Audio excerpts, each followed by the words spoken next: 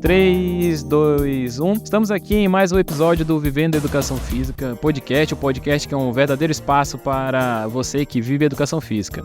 Eu sou o professor Éricles. Sou o professor Gabriel. Hoje nós temos um convidado especial que vai enriquecer aqui a nossa série de podcasts, os profissionais que a gente vem trazendo aqui para trazer boas informações para você que quer ser um excelente professor de Educação Física. O nosso entrevistado de hoje é o professor mestre Lucas Gabriel da Costa Antonino Moreira. Nome bem grande, né? Pegou no laço, velho. Foi. Com uma vasta experiência em análise e metodologia de treinamento técnico-tático no futebol. É isso? É, exatamente. Então, Gabriel, Gabriel, para quem não sabe, foi meu colega de graduação ali, a gente participou do laboratório de pesquisa juntos, lá na Universidade Federal do Amazonas. A gente fez a graduação junto, participou de iniciações científicas juntos. E o Gabriel, ele tem uma formação, uma trajetória bem grande e me admira muito ali, desde da época que eu conheci ele, que a gente fazia iniciação científica e todo mundo ali no laboratório queria fazer um mestrado depois, queria seguir carreira acadêmica, e o Gabriel sempre falava, não, eu quero trabalhar em clube de futebol, né? E aí a gente lá em Manaus... Ovelha negra. Falava assim, porra, maluco, vai trabalhar em clube onde? Vai trabalhar no Nacional aqui, o resto da vida, não faz, vai fazer... né? E aí a gente ficava, beleza, né? O cara quer, fala o quê? A gente quer o que é esperto aqui, que a gente vai seguir carreira acadêmica. E aí o Lucas foi lá, meteu a cara, né? E hoje... tá aí num clube gigante, não é o Flamengo, né, mas é um clube bem grande. E aí, pra gente começar aqui, eu queria que você contasse um pouco, né, dessa sua trajetória, como que foi lá desde que você botou na cabeça, não, eu vou fazer isso, vou lá fazer um mestrado como ponte de acesso para fazer essas coisas. E como que a tua formação influenciou, assim, nesse teu gosto pela carreira no futebol. Primeiro, boa tarde. Primeiro, é um prazer, acima de tudo, estar falando aqui com o Eric, já participando do podcast. Dizer também que, acima de um colega de profissão, realmente o Eric é um amigo. A gente partilhou boas histórias, mais de sofrimento do que boas histórias. Então é aquele amigo que a gente fez realmente na universidade, que guarda para a vida, para o coração. Então realmente queria agradecer o convite e estou muito contente de estar por aqui. Falar um pouco da minha trajetória, bem, como ele já falou, meu nome é Lucas Gabriel da Costa Antonino Moreira, mas pode me chamar de Gabriel apenas, quem estiver me acompanhando. Então, eu sempre gostei muito de trabalhar sempre gostei muito de futebol, então sempre nutri o sonho de trabalhar com futebol. E como toda criança nas anos 90, eu cresci acompanhando a trajetória do Mourinho, né? Começando ali no Porto, no Chelsea, depois galgando outros voos, e o Mourinho, se eu não me engano, ou se calhar ele era o maior destaque daquele treinador que veio da universidade, que não era tão comum, era muito mais comum um treinador que era jogador e por si só pela sua experiência participava desse meio. E acho que o Mourinho começa a quebrar esse paradigma, começa a entrar nesse mundo dos grandes, não é? E sendo um personagem mais diferente, mais de uma carreira, uma trajetória mesmo, que não era um jogador famoso e tudo. Então ele começou a mostrar para todos nós que aquilo era possível. E jogando futebol, jogando videogame, jogando FM, a gente começa a ganhar o gosto, começa a acreditar também que é possível. E eu conheci a profissão de analista e scout, né, que nada mais seria que olheiro. E eu comecei a me enveredar muito para essa área. E então, quando eu entrei na universidade, eu já entendia mais ou menos o que eu queria para minha vida, que era trabalhar com futebol, mas não era preparação física, não era psicologia, era muito mais na área do treino. E depois que a gente vai realmente se desenvolvendo enquanto pessoa, se vai enquanto profissional, eu ganhei muito gosto pela área da análise, que hoje a gente chama análise de desempenho e scouting. E eu comecei a enveredar para essa área e aí comecei a estudar muito mais essa área. Tive a sorte de ter um professor na universidade do Amazonas que também estudava essa linha. E aí pronto, foi onde eu conheci o Eric, conheci o meu laboratório e comecei a me dedicar cada vez mais. Fiz PIBIC, né? Fiz iniciação científica, fiz PIBEX, fiz PASSE, tudo que uma universidade gratuita e de qualidade tem a oferecer. E pronto, o desejo de fazer o mestrado, eu fiz meu mestrado aqui em Portugal, na Universidade do Porto, justamente porque entrei na universidade em 2014. Tava tendo aquele boom de treinadores portugueses no mundo. Não como é hoje no Brasil, mas pronto, estavam grandes nomes surgindo. E aí foi, pronto, é lá que eu quero estar com os melhores. Pronto, acho que foi tudo caminhando para que eu conseguisse passar no mestrado e estudar em Portugal. Massa. Então, essa profissão que você faz hoje é o dito como olheiro? Que a gente fala grosso modo? Então, hoje eu trabalho como analista de desempenho, também faço a função do olheiro, mas é muito mais voltado para a análise do adversário, das tendências que eles apresentam, e através da identificação de alguns padrões que a gente vai observando, passar para o treinador os possíveis padrões que eles vão apresentar no jogo e tentar perceber o que eles fazem de bem para tentar anular e o que eles fazem de não tão bem para tentar explorar esse lado mais frágil deles. Ah, entendi. Hoje a minha principal é essa. Seria o olheiro, né? Você falou. O olheiro. Uhum. Ah, tá. Legal. Massa. Cara, e como... Assim, pô, muito massa a gente ver que você falou ali das suas referências, você já trazia isso desde a época da faculdade, né? Eu lembro que você tinha mesmo uns gostos diferentes do que a gente tinha em relação à modinha do futebol, né? A gente... Aquilo, o cara que acompanha o futebol, eu vou gostar de quem? Pô, não vou pensar nesses caras antigos aí, eu vou gostar do... Como é o técnico do Flamengo lá? O Joel Santana, eu vou gostar desses caros, né? Eu não vou... Do boleirão, né? Do boleirão. Não vou conhecer o cara lá da Europa, os caras que são referências, assim, em questão... que a gente sabe que é um cara que tem uma ideologia do futebol, né? Que além de só ser o treinador, ele traz algo mais educacional também, ele traz o conhecimento dele e ele tenta transformar isso num conhecimento que vai se perpetuar, mas isso é muito massa.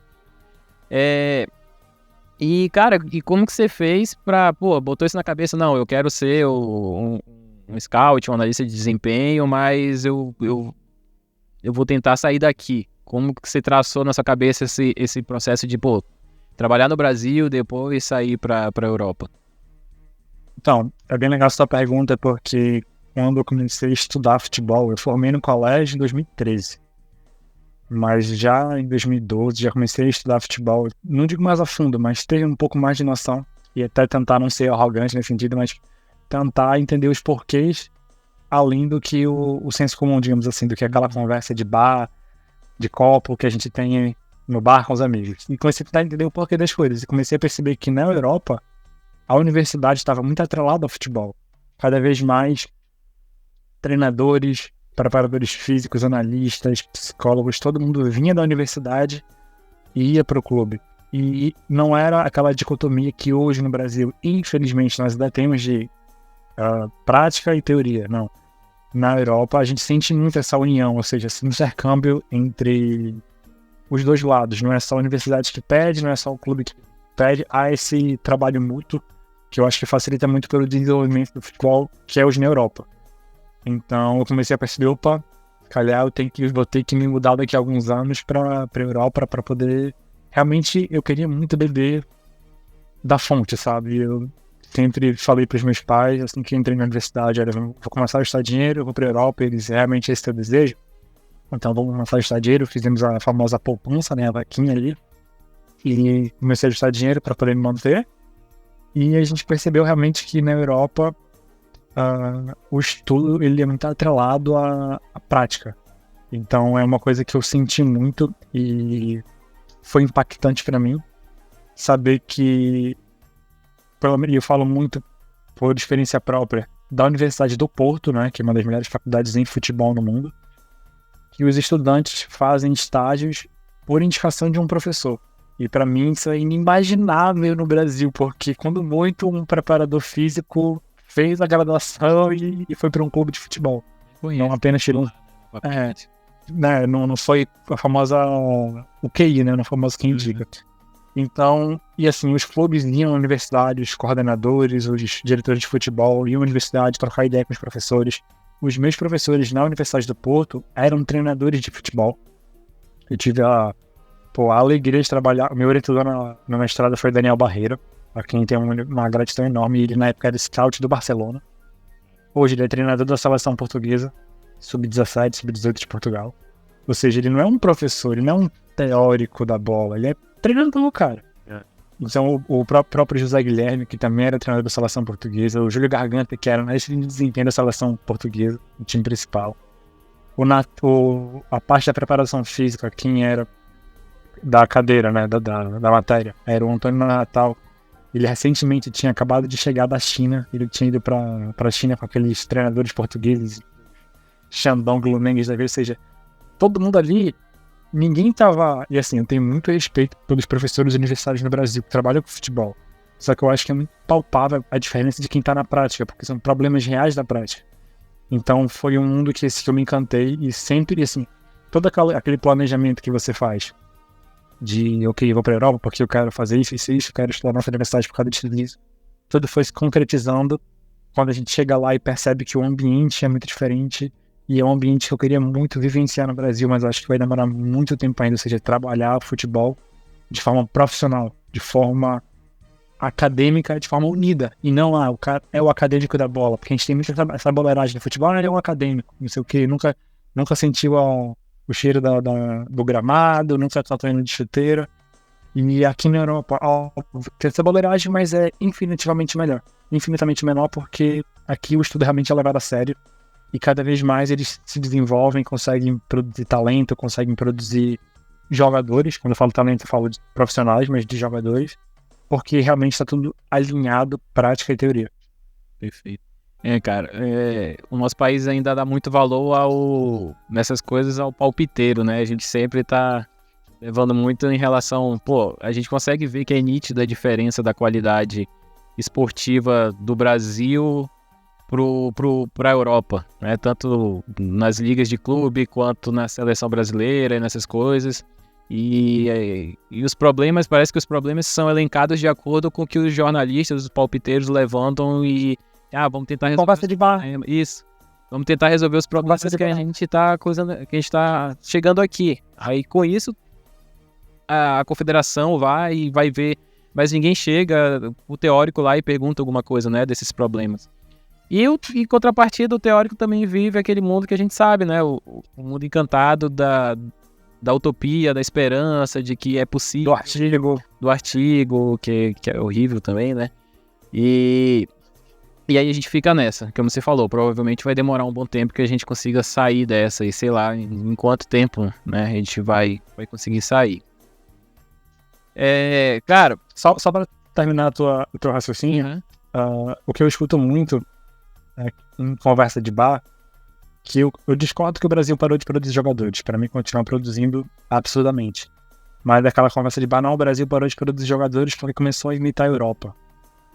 Se calhar o pensamento é o contrário, se calhar muitos treinadores, pensadores do futebol, digamos assim, né, profissionais de futebol com formação acadêmica, mestrado, doutorado, vieram ao Brasil, entenderam o que o Brasil fazia de diferente do resto do mundo e começaram a aplicar através de uma metodologia na Europa. E hoje a Europa produz de forma consciente, digamos assim, jogadores de tão bom nível quanto o Brasil. O Brasil ainda acaba por produzir muitos jogadores porque o futebol ainda é uma religião brasileira, ainda se joga de forma muito informal, mas eu acho que hoje eles conseguiram, através da ciência, perceber o que o Brasil tinha de tão bom, porque faziam tão bons jogadores e tentar, através de uma metodologia, aplicar aqui. E é por isso que hoje o futebol é tão nivelado.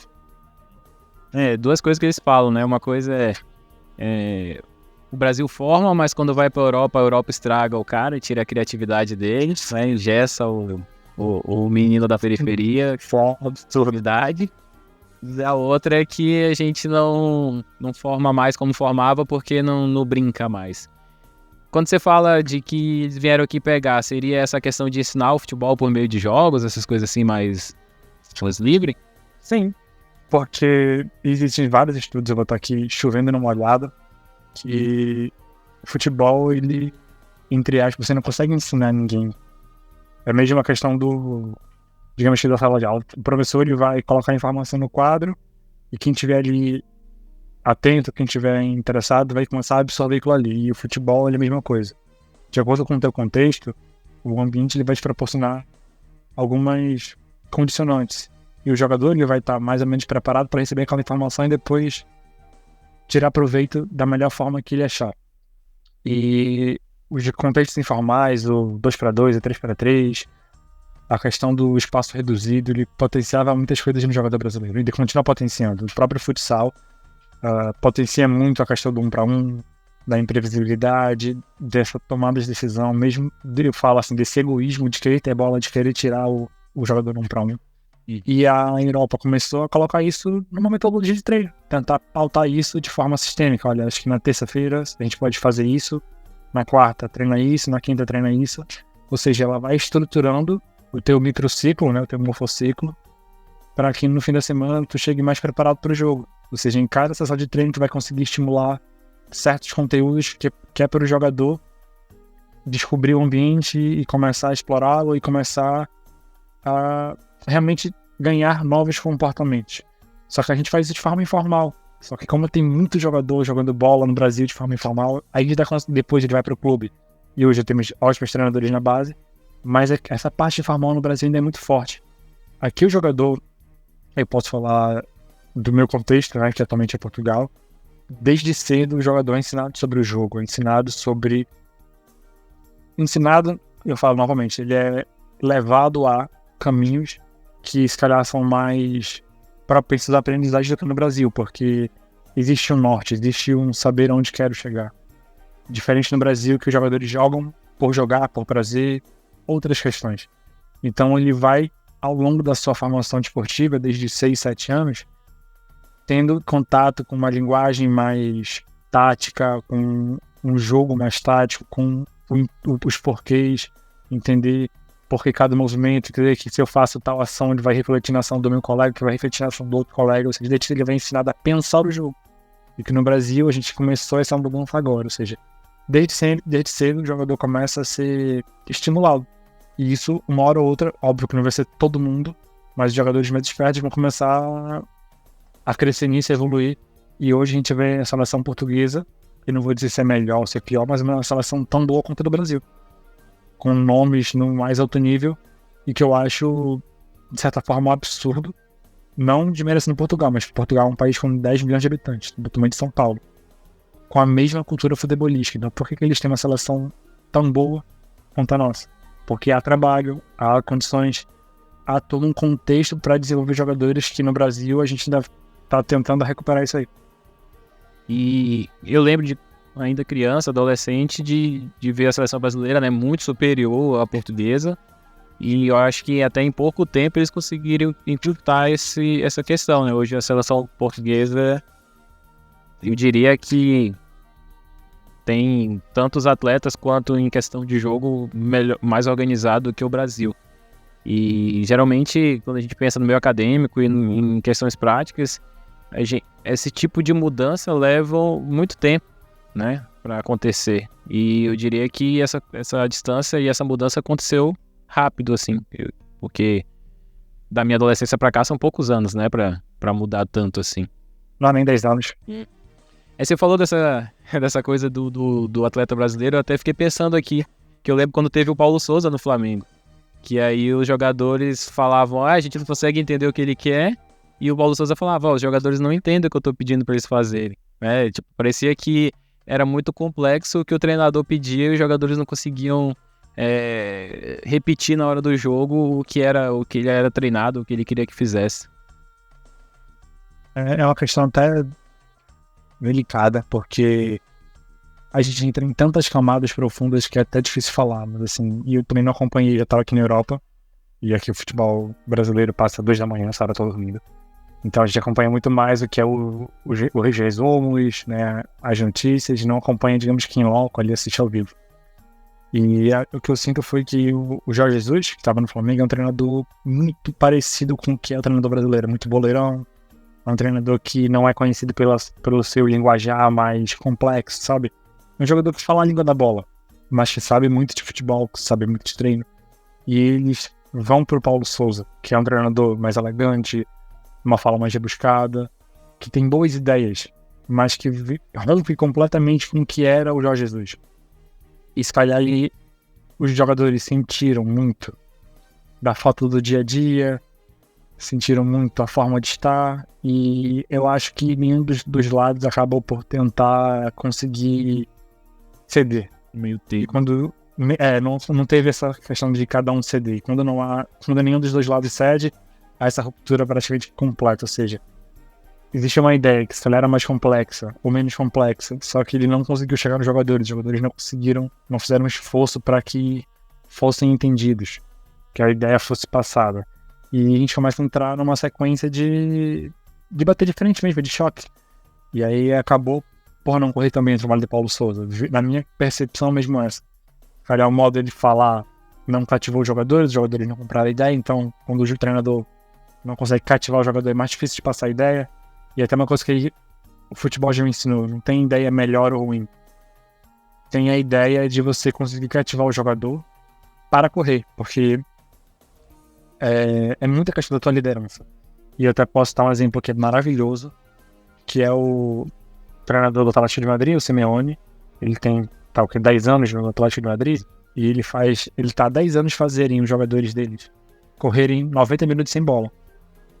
É feio, é bonito, não vai entrar nesse mérito, mas a capacidade dele de cativar o jogador, tem um ou outro jogador que não encaixa, mas muita gente passou por ele, conseguiu se adaptar, porque foi cativado pela forma dele de falar, de se expressar, de passar a ideia dele, que novamente, não vou falar se é melhor ou pior, mas que os jogadores se dão a completo por ele. E o próprio Griezmann, que é um jogador para mim fantástico, acaba por comprar muito essa ideia do que é a ideia de Simeone, porque ele consegue cativar o jogador.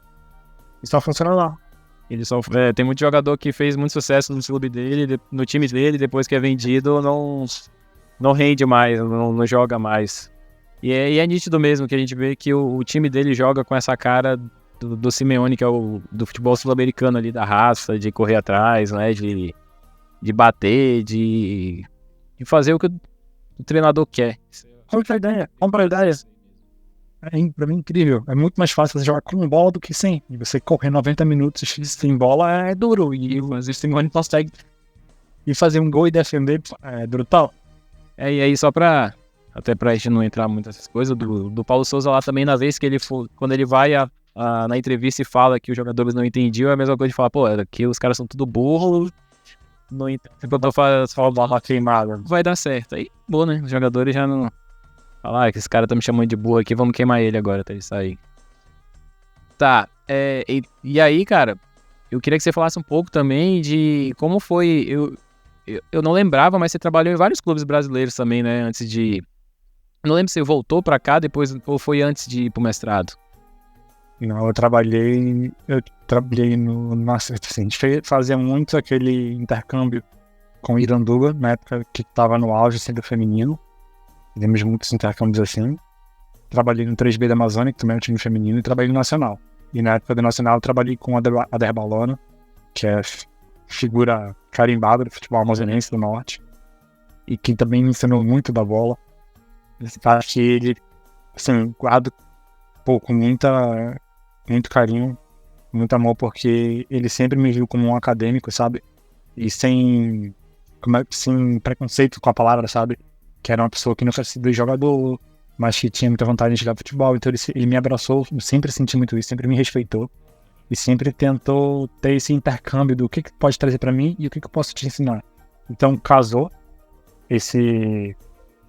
né, quando nós trabalhamos juntos.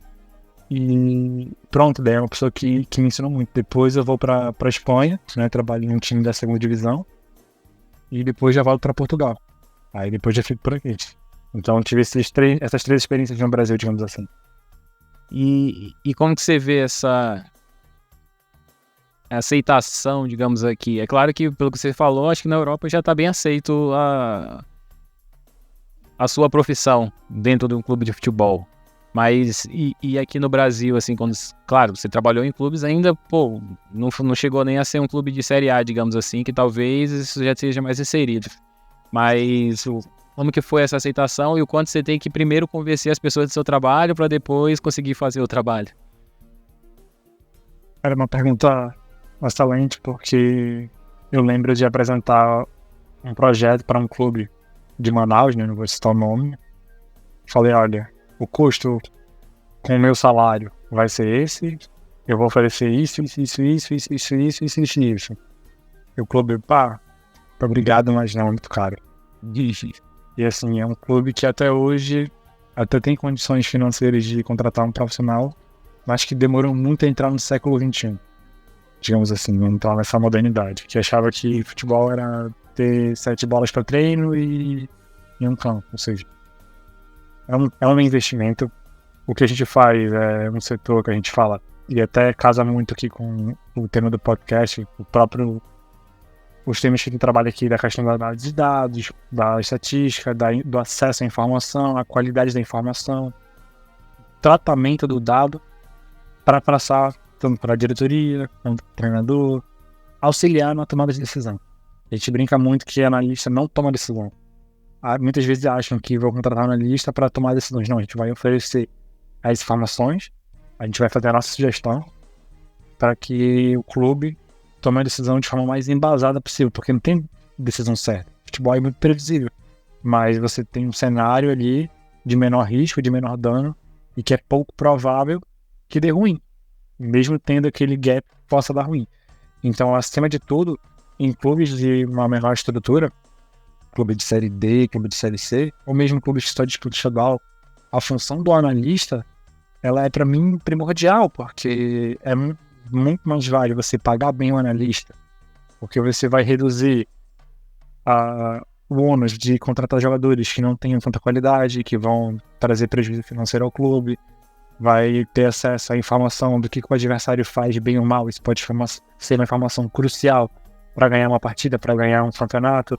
Ou seja, a função de um analista de desempenho, ele vai além de analisar o adversário, ele vai te dar informação necessária para o teu dia a dia, para decisões importantes que na contratação ou não de um jogador, trabalhar em conjunto com a fisiologia, ver a quantidade, por exemplo, de minutos, tem jogado muitos minutos, ou seja, são tantas informações que você pode adquirir, mesmo, por exemplo, a gente pode achar que é besta, mas jogadores que estão, por exemplo, com 5 cartões amarelos em um jogo, o analista está atento a essa informação, e pode ser uma informação que ele pode tirar a partir do clube dele, ou seja, para mim é uma profissão que nos clubes é fundamental, mas ainda assim nos clubes de menor dimensão torna-se ainda mais preponderante, porque normalmente são pessoas novas que estão começando agora, ou seja, estão cheias de energia, querem mostrar trabalho, querem ser reconhecidos, ou seja, é uma pessoa que vai dar muito ao clube, e que os clubes ainda veem como gasto, não como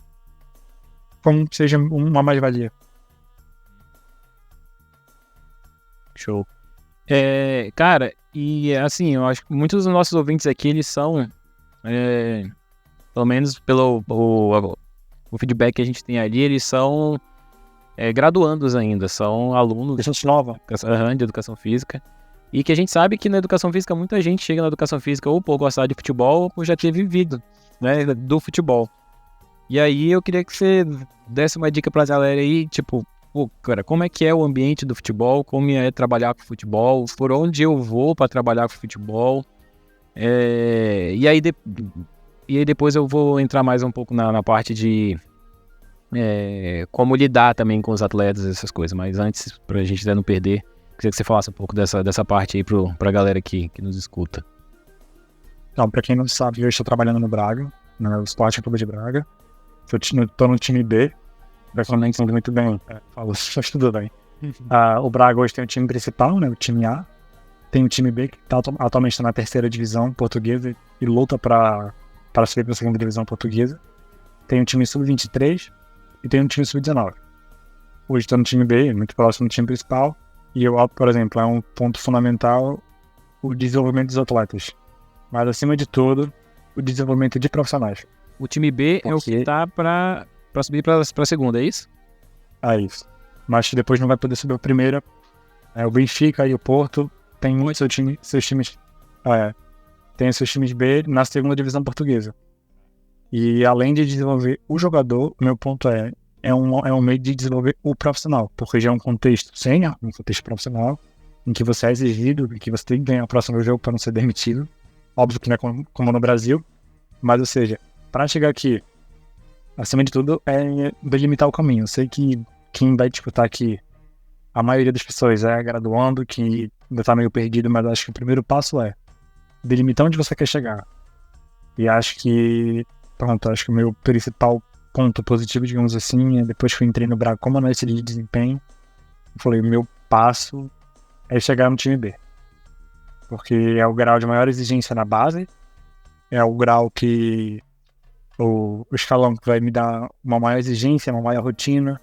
Todo mundo que tá no time B, periodicamente ou semanalmente ou quase que diariamente, vai treinar no time principal, porque tem muito essa questão da relação de ser quase como se fosse um time só. Então, lesão alguém foi expulso, alguém do time B vai lá pra baixo pra comatar essa saída. Ou seja, é chegar, porque aí é o patamar que vai me fazer crescer mais que todos os outros. Aí, Pro assim, profissional, você está profissional. só esperando pra...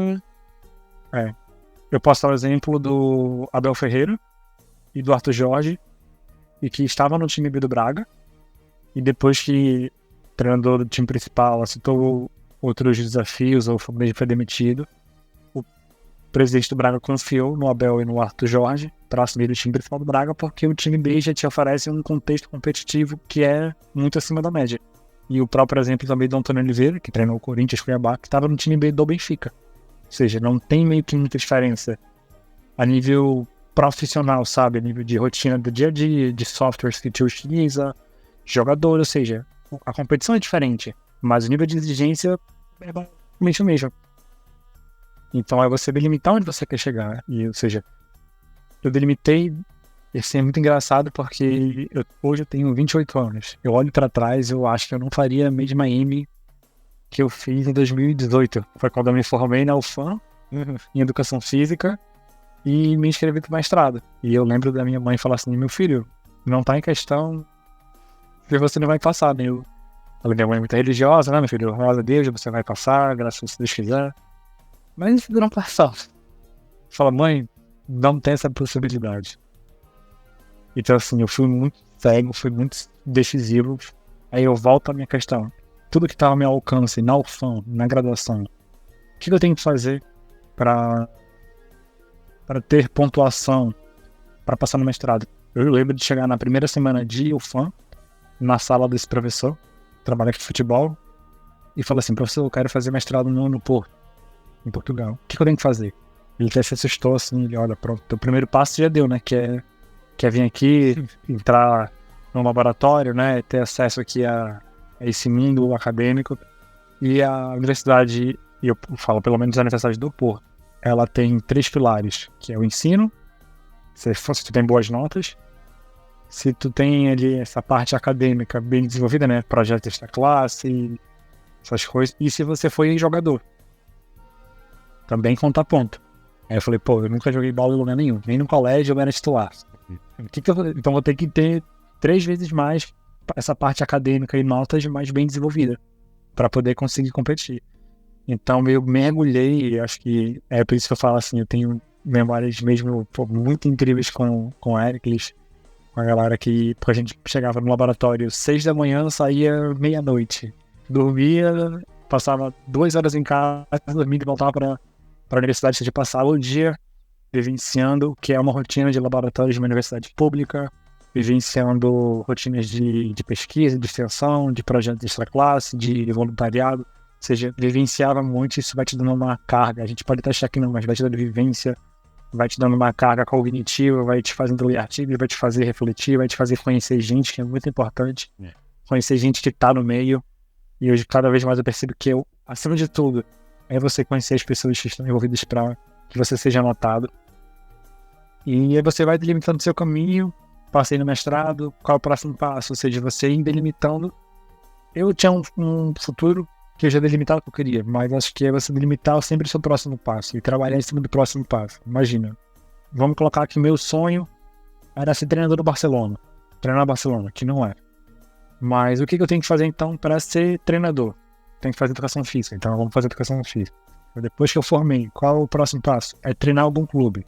Então focar no próximo passo, que é treinar um clube, nem que seja um clube de sub-10 de criança, ou seja, é sempre focar no próximo passo para que você vá crescendo e vá evoluindo. Sempre com o objetivo de ser um próximo passo atingível e não há. Então, se não for treinar no Barcelona, então não vou treinar ninguém, não. Sim, treinar um próximo passo que você consiga atingir, e aí você vai se sentindo recompensado, vai trabalhando isso em você, vai se sentindo mais confiante e você vai começando a processar tudo isso. E, cara, como que você diz assim, como que você me diz como que é trabalhar na Europa? Dá pra eu me dar bem só sendo boleirão? Ou exige responsabilidades maiores? Como que é a cultura, digamos assim, né, da galera? Essa é uma pergunta que sempre que me fazem. Para mim é sempre mais difícil de responder. Porque, apesar de a gente ter muita ligação com Portugal, né? Historicamente sempre tem muita ligação com Portugal. Portugal é um país mais fechado. A Espanha não é tão fechada quanto Portugal. Quando eu trabalhei na Espanha, morei 3 meses na Espanha, em Madrid. O madrilenho, né? O espanhol é muito mais latino. É muito mais caliente, como a gente, do que o português. Então, acima de tudo, é uma dificuldade diária, porque o português não é boleirão. O português não é caloroso, o português é pronto. Agora, cada vez mais muda pela imigração brasileira aqui em Portugal. Cada vez mais é mais fácil você encontrar portugueses mais soltinhos, assim. Mas acima de tudo, eu acho que a cultura é muito diferente. Óbvio que comida, tempo, não é tão diferente. Mas a nível cultural, a nível social, e eu falo muito por mim, eu sou uma pessoa muito do toque, do sorriso, de tirar gracinha, de tirar piada. E isso é uma coisa que não é que é tão bem aceita. É que não é cultural deles. Então, assim, é muito diferente. Isso aqui, e é uma coisa que eu não acostumo. Mas que a gente luta muito e tenta se encaixar porque... Pronto, não é que estejam errados ou certos, é a cultura dos caras. É a mesma coisa que eu falo, sei lá, da Espanha, da Inglaterra. Se a cultura deles é essa, respeitar. Sou muito contra sei lá, eu vou impor a minha cultura em vocês, não. Se a cultura deles é essa, vamos respeitar e vamos tentar se encaixar. Então, acho que acima de tudo, essa mudança cultural, que apesar de ter eles conhecerem muito de Brasil, nossa música, nossa comida, nossos jogadores, acho que essa principal barreira aqui é a questão do toque. Pra mim, acima de tudo, é o toque. Que eu sou muito meio de... Me conhece, de estar na palhaçada, de estar brincando, de abraçar, de beijar, e aqui não é tão aberto assim. Eu sei bem como é que é essa... Apesar de eu estar no Brasil também, mas eu sinto muito a diferença cultural por estar aqui no Sul em referente ao que era no Norte ou Nordeste, assim. Realmente é uma coisa que realmente afeta no longo prazo. Mas em relação a trabalho, assim, a galera é mais exigente? E como é que é? Eu posso me atrasar pro trabalho? Não, eu tenho que estar sempre me atualizando. Como que é o nível de exigência pro profissional? É um nível de exigência, eu falo que é de topo. Portugal hoje eu não digo, pronto, não vou ser também obviamente falar com a referência, mas exporta muito treinador pro mundo. Sim, é. Então o treinador português, ele não vai... Ok, agora que eu estou no Barcelona, no Real Madrid, eu vou ser exigente, né? Eles têm essa exigência diária, independente do clube que existe. Eles têm um clube de menor dimensão. Então, é isso que faz com que eles consigam crescer num contexto menos favorável. E, por exemplo, a questão de horário, eles são muito fortes no sentido de não gostam de atrasos. Eu lembro que eu tenho 2 bons exemplos. Na universidade, eu tinha um professor que, se a aula começava às 9 horas, se você chegasse 8h59, a porta estava fechando já. E podia, mas o Neymar me ligou e estava aqui na rua, ele não queria saber. Eles são muito desesperados. E outro, no Braga, para cada minuto que você se atrasa, seja para um jogo, para um auditório, para uma refeição, é €1 para a caixinha. Ou seja, atrasou 5 minutos, meu amigo, são 5 euros. Se foi em dia de jogo, é 10 euros, porque é dobrar em dia de jogo. Ou seja, eles são muito rigorosos mesmo com questão de horário. Não pode atrasar, são exigentes, no bom sentido. E eu acho que é essa exigência que faz com que eles sejam sempre preparados para, quando eles dão um salto, eles não sentirem tanta diferença. Porque muitas vezes um treinador trabalha no sub-15 de um time da terceira divisão portuguesa. O nível de exigência dele vai ser a topo. Legal, muito legal. Isso tanto pro profissional quanto... Eu digo profissional quanto base do profissional também, né? Eu digo tanto pro atleta quanto pro treinador, né? Que a gente vê que para todo mundo português chegando aqui, tinha que ter almoço na hora, não podia usar celular. tinha que bater ponto, e aí a galera meio que fala, como vai fazer isso com o jogador, né? Que o jogador não é acostumado. Eu lembro que foi bastante noticiado, assim, quando isso aconteceu. Sim, porque eu acho que, acima de tudo, eles tentam criar um ambiente de rigor, de dedicação, de competência, e são aquelas pequenas vitórias do dia a dia que, quando você coloca na balança, pesa a favor. Existe um livro que se chama A Bola Não Entra Por Acaso, que é do Soriano, que fala sobre a trajetória do Barcelona. Desde que o Barcelona faliu, né, até os dias de glória ali, né, com o Guardiola. E ele fala muito sobre isso, sobre da bola não entrar por acaso. E eu acho que quando o português vem para o Brasil e estabelece esse rigor, estabelece a disciplina, não usar celular nas refeições, chegar no horário, de se treinar 8 horas, tem que estar 7h30 no campo já. Eu acho que isso vai somando ali no dia a dia e a bola vai entrar por isso. E comparamente aos times que não fazem isso, a bola entra. Cada vez mais eu acredito nisso. Eu gosto bastante dessas coisas diferentes assim. Muita gente critica muito o treinador português aqui, até por conta da questão de países, né, de que não gostar muito do português e vice-versa, mas eu gosto bastante dessa questão mais profissional, né, de levar o futebol mais a sério. Eu acho que também por conta de ter vivido o contexto acadêmico e ter estudado aqui, isso é importante. E assim como hoje eu não consigo mais assistir programas esportivos, porque, olha, eu não estudo futebol, né? Não sei nada, assim, digamos, mas só por ter vivido ali um tempo com vocês, eu consegui meio que ter uma noção de que as coisas não são da forma como que eles dizem ali. E por ter uma formação científica também, a gente sabe que as coisas não são tão simples como é falado. É como você falou, né? A bola não entra por acaso e tem muitas outras coisas que vão fazer. Tudo tem um porquê. Muitas coisas mesmo. Tudo tem um porquê. Cada vez mais eu sinto que, não vou falar dos jornalistas em geral, mas esses palpiteiros assim, dos influenciadores, digamos assim, que sabem de tudo, que está em alta. Que estuda um pouco do scout, do desempenho ali e traz um palpite um pouco mais embasado, né? Quando tudo que estava funcionando aqui, eu acompanhava muito os caras que faziam análise assim.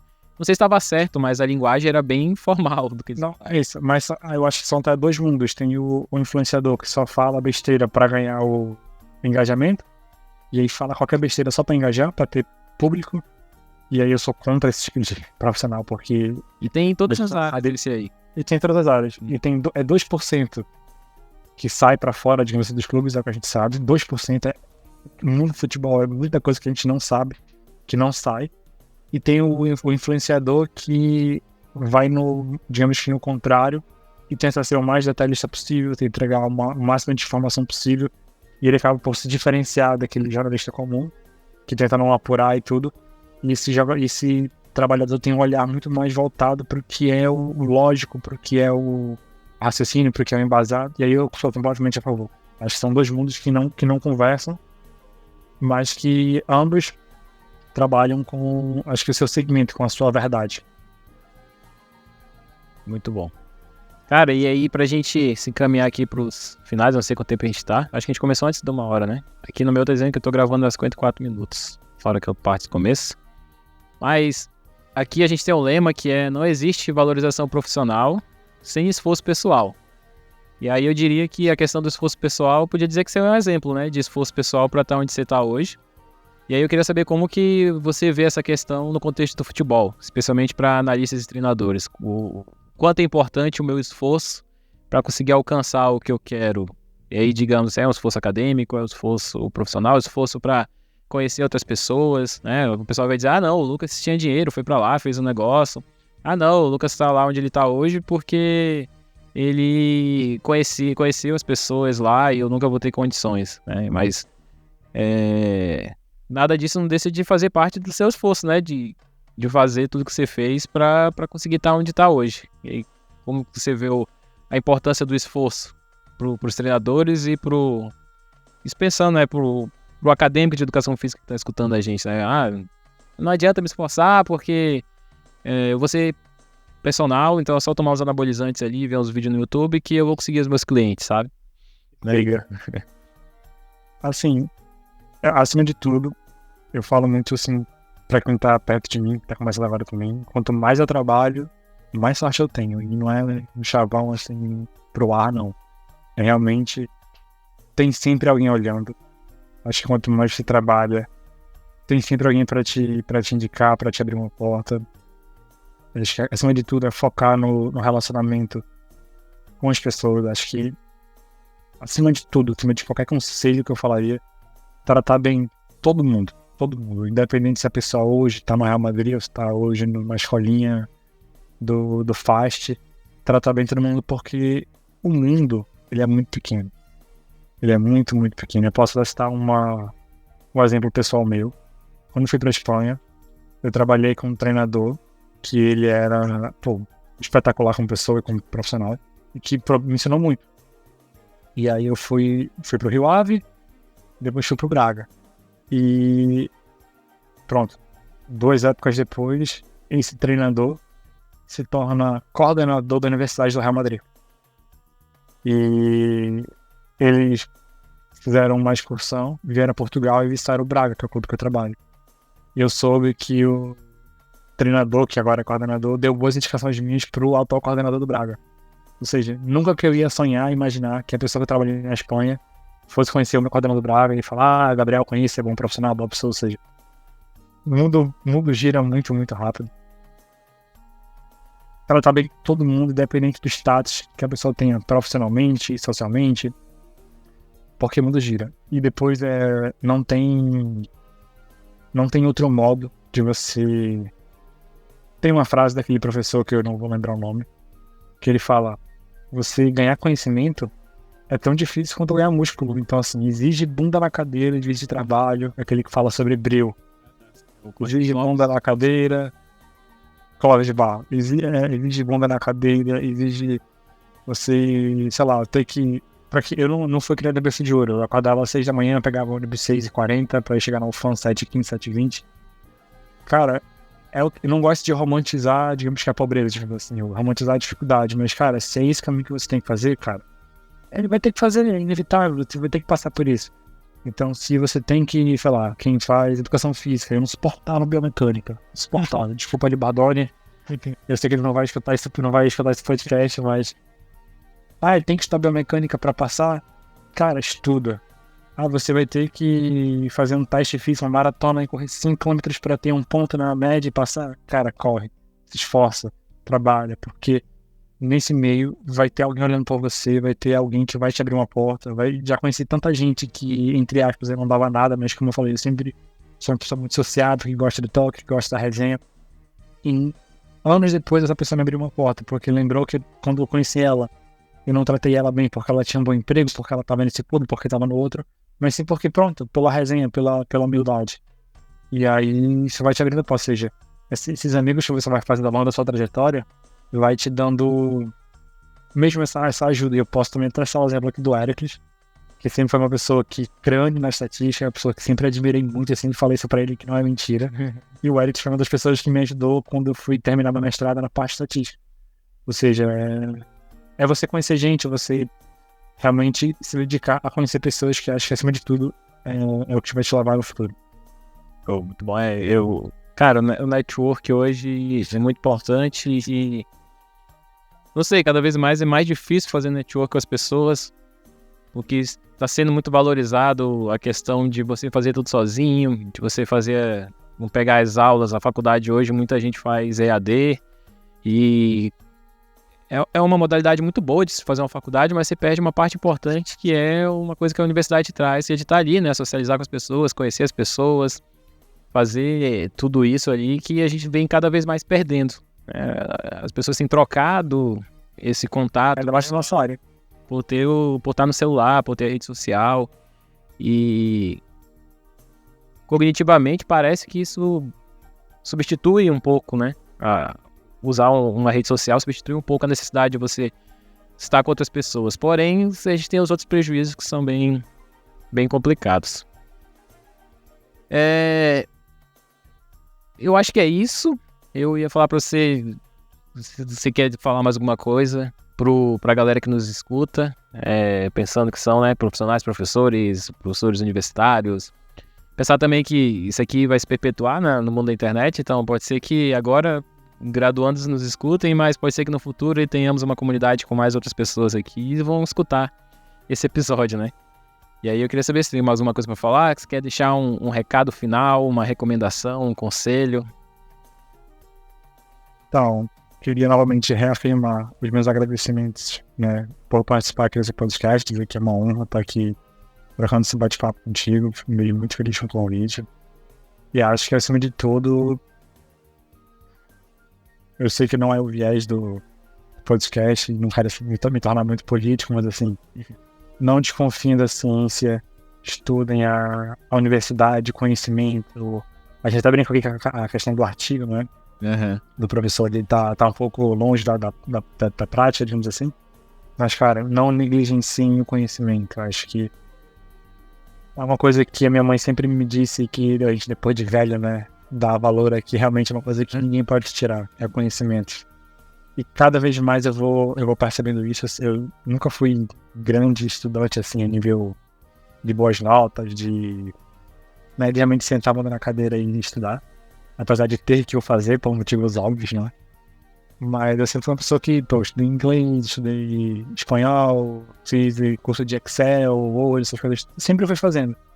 E isso foi me dando uma base que eu nunca na minha vida pensei que ia me ajudar tanto como ajuda hoje. Então, assim, Isso é perfeito. Acima de tudo, não negligencie qualquer que seja o conhecimento. Até curso de jardinagem já fiz e me ajuda hoje a viver, porque hoje eu moro sozinho e tem que fazer as coisas, sabe? Ou seja, Resolver o buraco no campo ali antes do treino, né? é isso, cara. Todo conhecimento é válido, é bem-vindo. Ou seja, acho que o único conselho que eu posso dar é não negligenciar o que tá no livro, o que tá no artigo, o que tá no... Você pode até discordar ali, mas de forma respeitosa. Não, bom mesmo é fazer 3 de 10 e tomar um anabolizante, aí é que eu vou crescer, tá? Não é assim. Não negligencie o conhecimento. É só distribuir 11 coletes e os jogadores vão receber o jogo. Não faça isso. Tem muito conhecimento produzido pra gente negligenciar. Cara, isso eu toda vez me pergunto, porque eu nunca gostei de matemática no ensino médio, então tem muitas coisas que a gente fala no ensino médio. Pra que eu vou usar isso? Nunca vou usar isso na minha vida. E hoje que eu estudo estatística, para os meus trabalhos, eu falo, porra, se eu tivesse aprendido isso aqui sério no ensino médio, eu estaria muito melhor hoje para entender essas coisas aqui da estatística. É claro que você pode aprender as coisas e nunca precisar. No meu caso, eu nunca imaginei que ia precisar. E calhou de eu cair num lugar que, preciso disso agora. E agora é muito mais difícil de aprender. Eu estudei sociologia no colégio, eu estudei Kant. E eu lembro que o professor falou sobre a microfísica do poder. Professor, vá dormir, né? Hoje eu uso esse livro, sabe? Hoje é um livro que impacta diretamente no meu dia a dia, porque eu entendo a questão dos poderes, sabe? Do poder fictício, do poder... Foucault, desculpa, não Foucault. É um livro que impacta diretamente porque a gente começa a perceber a dinâmica do poder do teu chefe, de um jogador de futebol, de como ele exerce ou não exerce, do teu próprio poder, se tu tem poder ou não, se tu influenciando, ou seja, é uma coisa que depois que eu fiz a associação, o que é isso? Realmente serve pra mim, ou seja, é um conhecimento que eu não faço na minha vida, pensei que ia usar, e uso, ou seja, você tá atento a qualquer conhecimento, seja humilde, não negligencia. Se é respeitosamente, se é a tia do GNT te ensinando a fazer um arroz, cara, senta, escuta e não ignora, porque vai te ser útil no futuro da tua vida. Cara, essa parada da filosofia é muito massa, porque eu tenho vários artigos hoje mostrando que eu vivo muito mais no meio acadêmico, muito que falta pra gente ali, professores, pesquisadores e os alunos de pós-graduação, falta esse link da ciência com a filosofia. E para entender o mundo, para criar pesquisas melhores. E como você falou ali, né, falar do poder. Hoje a política influencia em muitas coisas e as pessoas não entendem como a política funciona porque também acompanham palpiteiros, né, não tem essa noção filosófica e social dessas coisas. Cara, muito massa. Muito obrigado, cara, por compartilhar. Pode falar. Tem uma professora no Porto que foi uma das melhores aulas que eu tive, que é a Isabel Mesquita. Quem quiser pode ler os artigos dela, que ela fala como essa microfísica, os micropoderes influenciam nas decisões dos treinadores de futebol. Ou seja, o treinador de futebol que tem um poder, mas não tem, porque tem medo do jogador e coloca ele pra jogar e como isso influenciar no grupo, ou seja... E eu nunca pensei isso na minha vida. O grupo gerencia os seus poderes ali também, né? O jogador... Ela faz um trabalho absurdo. É absurdo o trabalho dela. E é nessa linha da filosofia.